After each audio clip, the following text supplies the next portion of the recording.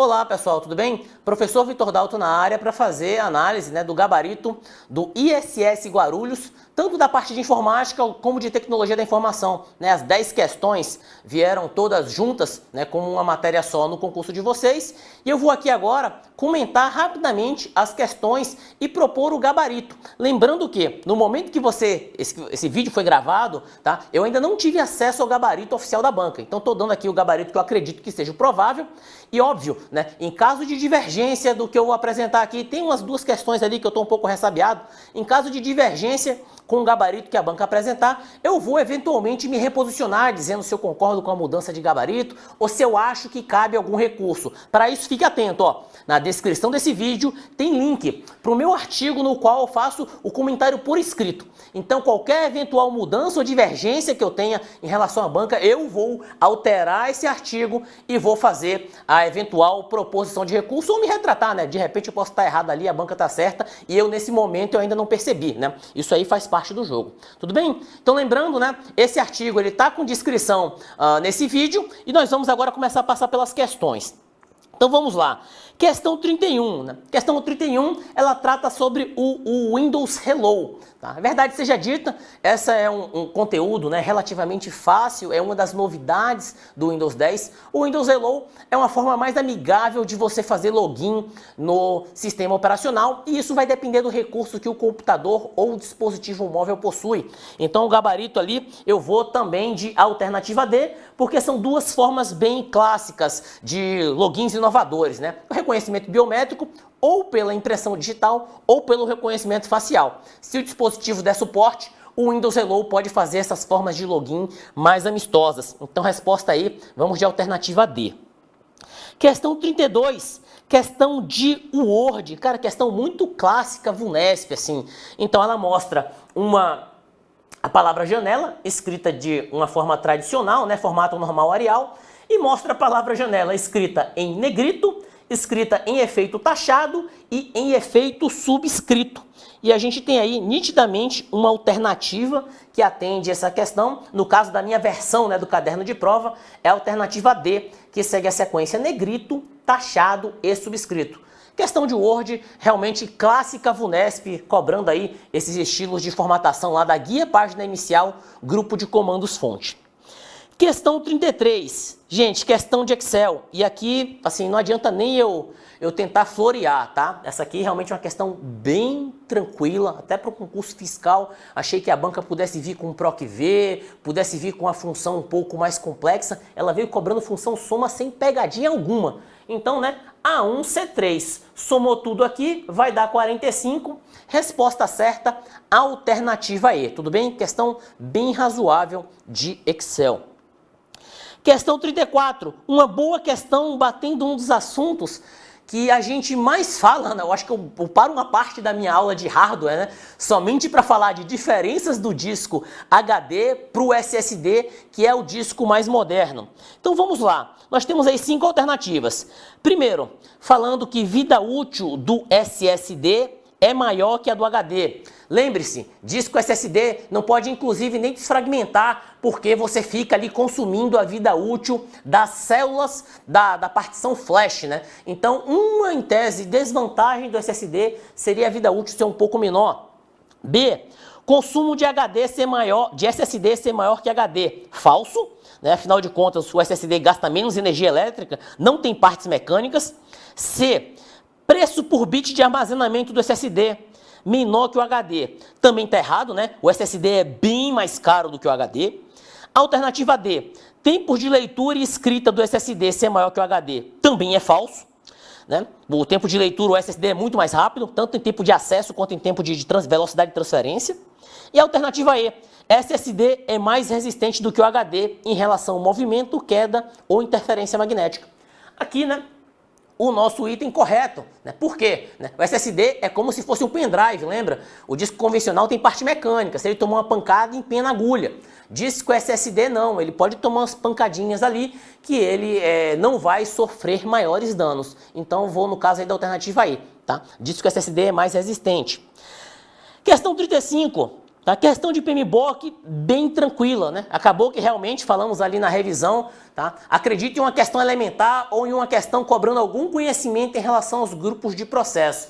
Gente, qual o único grupo de processo de gerenciamento que consegue abranger todas as áreas de conhecimento? Cara, só o grupo de processos de planejamento que tem essa quantidade de processos toda para abranger as 10 áreas de conhecimento, né? Então, uma questão, no meu entender, relativamente tranquila. Da mesma forma que a integração é a única área de conhecimento que está em todos os grupos de processo, o planejamento é o único grupo de processo que consegue abarcar todas as áreas de conhecimento. Questão 36, questão da ITIL, um dos processos que faz parte da publicação operação de serviço, né? Gerenciamento de fornecedor, demanda, problemas, capacidade ou conhecimento. Cara, acho essa questão também relativamente fácil, porque quando a gente fala de operação de serviço, a gente já pensa naquilo que dá dor de cabeça. E quais são os dois grandes processos da operação? Gerenciamento de incidente e gerenciamento de problema. Então acho que você nem precisava fazer o esforço de eliminação para tentar pegar, a demanda está na estratégia, conhecimento está na transição, né? Capacidade está no desenho, não. Problemas é gritante, que faz parte da operação de serviço. Isso é algo muito gritante, né, quando a gente fala de ITIL. Então acho muito provável que você também tenha acertado essa questão aí, né? Principalmente se estudou conosco. Então realmente é o gerenciamento de problemas aí na 36.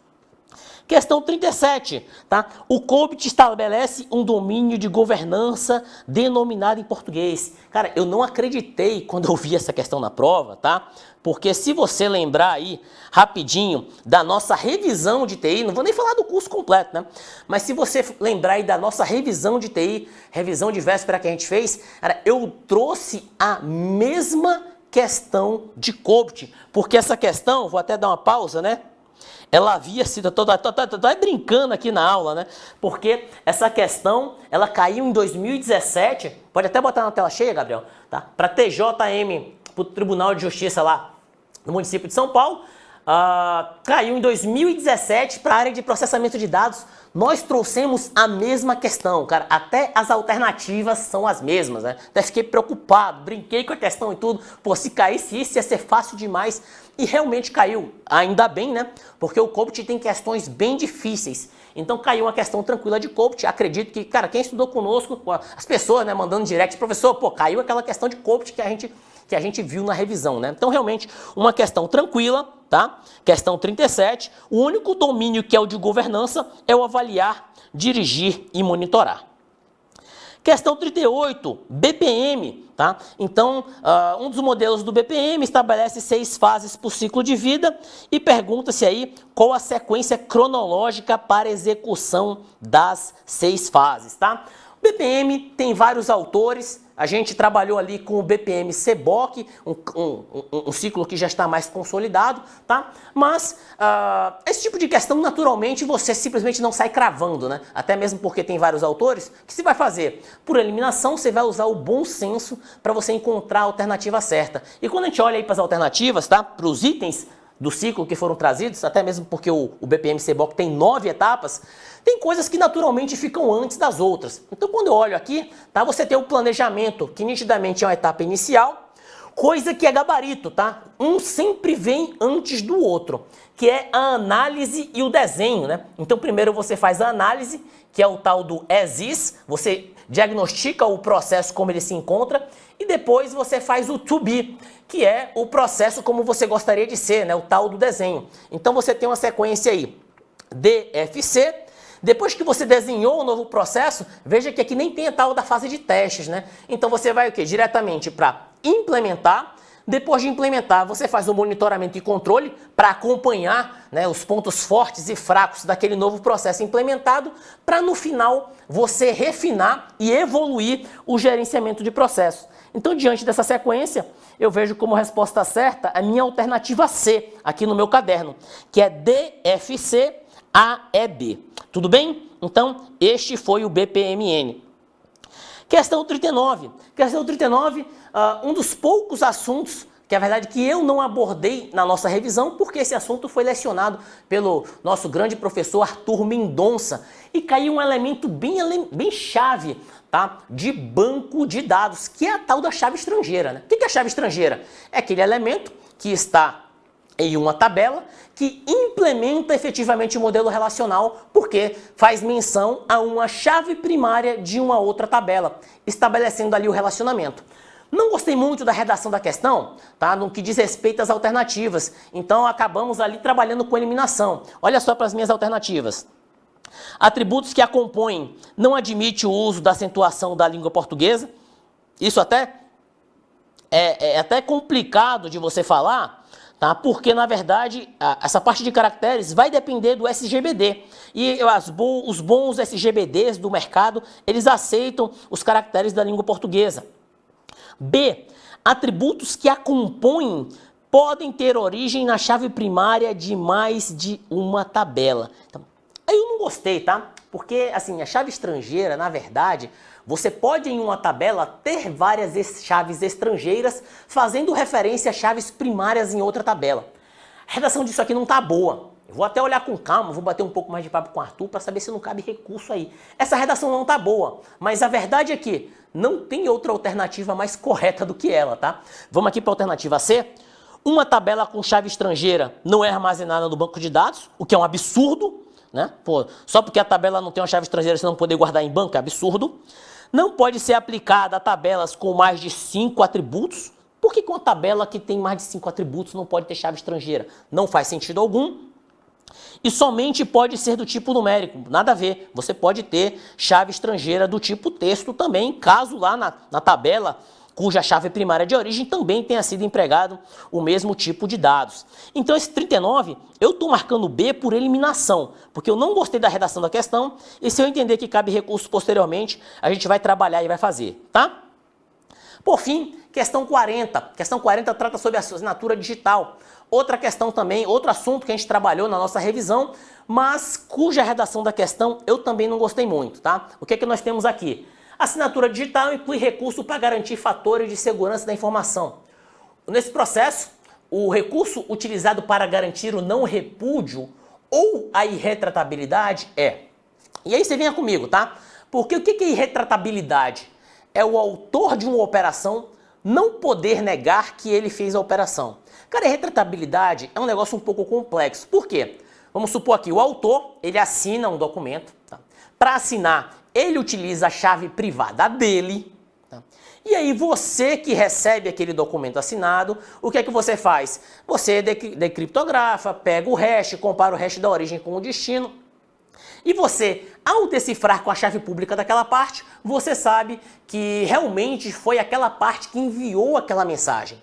E ainda tem um plus a mais, né? Brincando, né? Porque com o certificado digital daquela parte, o qual você tem acesso à chave pública dela, esse certificado digital emitido por uma autoridade certificadora de confiança, tá? É esse conjunto de fatores que faz com que a operação seja irretratável, tá? Porque ela foi assinada com uma chave privada, cuja chave pública você pegou num certificado digital que foi emitido por autoridade certificadora. Então, a irretratabilidade é isso. Então, quando a banca pergunta qual é o recurso que garante, eu acho que ela trava muito. Mas, olhando as alternativas, olhando pela parte de quem recebe a mensagem, eu acho que a banca vai de alternativa B, tá? Que é a chave pública do certificado digital do autor do documento. Tá? Porque você, parte que recebe, tendo o certificado digital da parte que enviou a mensagem, usa a chave pública dela para decifrar a assinatura no qual foi utilizada a chave privada dela, para você verificar que aquela mensagem realmente foi enviada por aquela parte. Além, claro, do reforço de que esse certificado digital foi assinado por uma autoridade certificadora de confiança e é um certificado digital válido. Então, estou indo aqui na alternativa B, acreditando que esse será o gabarito da banca. Não sendo, né, esse ou qualquer outra questão, a gente vai reavaliar e vai ver se cabe recurso ou não. Tudo bem? Então, ó, mais uma vez, né, o gabarito por escrito está aqui. Se você estiver assistindo esse vídeo, às vezes 1, 2 dias depois, pode ser que alguma coisa já tenha sido modificada. Então dê um pulo no artigo para realmente conferir, né, realmente como ficou ali o nosso gabarito final e se eu tenho alguma proposta de recurso para você. E também, né, não deixe aí de se inscrever no canal se você não conhecia o Direção de Concursos, ative o sininho também para ser notificado e me procure também nas redes sociais, né, no meu Instagram, Prof. Victor Dalton, tá? Perfil bem fácil de achar. Espero que você tenha feito uma excelente prova. Eu particularmente acho que, não havendo nenhuma polêmica em cima do gabarito que a gente apresentou, era prova para você ter acertado ou 9 ou 10 questões, tá? Ainda mais porque o assunto caiu muito em cima daquilo que a gente estudou e as questões não foram verdadeiramente difíceis. Tá? Dá para fazer questão de COPT, de ITIL, de próprio PMBOK muito piores do que as questões que foram apresentadas. Então, assim, de Excel também, de Word, assim, a banca, ela não fez uma prova muito difícil. Acho que a nota de corte aqui, pelo que eu ouvi de outras matérias, pode ser que a nota de corte desse concurso seja bem alta. De qualquer maneira, espero que você tenha tido um excelente desempenho, tá? E se sua aprovação não foi dessa vez que aconteceu, espero que já tenha sido, mas se não foi dessa vez, lembre-se que você pode contar com Direção Concursos para buscar a sua aprovação. Eu sou o professor Victor Dalton e agradeço a sua atenção.